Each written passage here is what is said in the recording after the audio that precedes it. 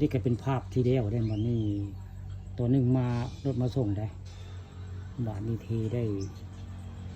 ทีแล้วก็ปัดกวาดอีกรอบใช้ไม่พอได้กวาดไว้ลงพวงพี่น้องเฮ็ดเองได้วันนี้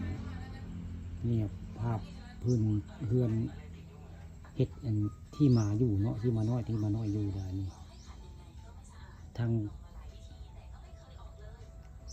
มุงทางเทได้นี่เพราะว่าวันที่25นี่มาสิมาอยู่ได้เฮ็ดเองทำเองนี่ละต่อเฮือนให้มาพี่น้องต่อเฮือนให้มาอยู่บริเวณบ้านโคกสาและตอนบ่ายมียังไม่ได้ไปสังใดได้มื้อนี้คาดว่าก็สิไปหาถ่ายคลิปทางอื่นอยู่มื้อนี้แต่ว่างานพระเจ้ายังบ่เร็วเนาะเฮ็ดเทพื้นให้มาน้อยสิมาลูกสาวเพิ่นเอามาให้เลี้ยงเพื่อนนี่เทเองเนี่ยเทเองเองหลังคาเนี่ยก็มุงเองได้นี่หลังคาเนี่ยก็มุงเองมื้อนี้ผู้หาปลาคำผสมเอาผักบรรยากาศที่พื้นเฮือนมาให้เบิ่งได้มื้อนี้ยังไปทางใดมื้อนี้เฮ็ดได้สารเนาะครับผลงานผู้เจ้าเฮ็ดเองมื้อนี้แรงบันดาลใจผู้เจ้าเนาะ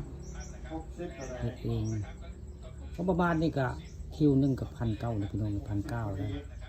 1,900ของที่พัดซอนเพิ่นมาส่งของเพื่อนศาสตร์เลยนี่ละ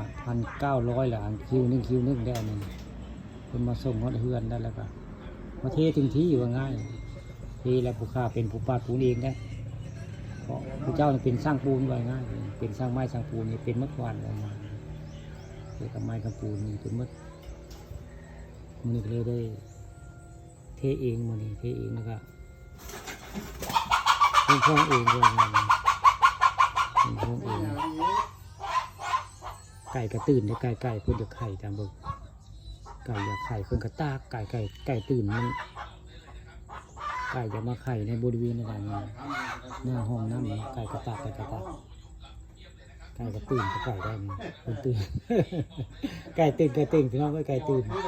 เพื่อนจะมาไข่ไก่กระตื่นเขาไข่เลยผม